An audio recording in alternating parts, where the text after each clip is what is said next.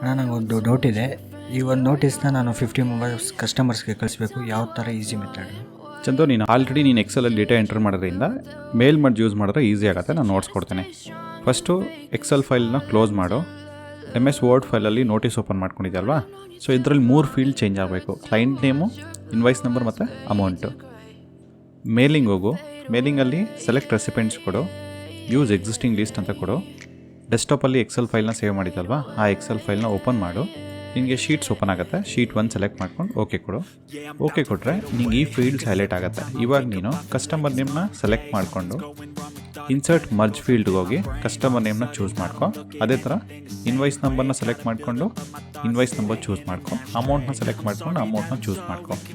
ಇದೆಲ್ಲ ಆದಮೇಲೆ ನೀನು ಪ್ರಿವ್ಯೂ ರಿಸಲ್ಟ್ಸ್ ಹತ್ರ ಕ್ಲಿಕ್ ಮಾಡಿದ್ರೆ ನಿಮಗೆ ರಿಸಲ್ಟ್ಸ್ನ ನೋಡ್ಬೋದು. ಎಲ್ಲನೂ ಕ್ರಾಸ್ ಚೆಕ್ ಮಾಡ್ಕೊ. ಎಲ್ಲ ಕರೆಕ್ಟಾಗಿತ್ತು ಅಂತಂದರೆ ಫಿನಿಶ್ಗೆ ಹೋಗು. ಫಿನಿಷಲ್ಲಿ ಎಡಿಟ್ ಇಂಡಿವಿಜುವಲ್ ಡಾಕ್ಯುಮೆಂಟ್ ಅಂತ ಕೊಡು. ನಿಂಗೆ ಎಷ್ಟು ಡೇಟಾ ಇದೆಯೋ ಅಷ್ಟು ಡೇಟಾದು ಕೂಡ ಇಂಡಿವಿಜುವಲ್ ಡಾಕ್ಯುಮೆಂಟ್ ಬರುತ್ತೆ. ಇದನ್ನು ನೀನು ಪ್ರಿಂಟ್ ಮಾಡಿ ಕೆಲಸ ಕಂಪ್ಲೀಟ್ ಮಾಡ್ಬೋದು. You're sticking by my side, maybe we could be okay. Okay, maybe you could be the change I need today.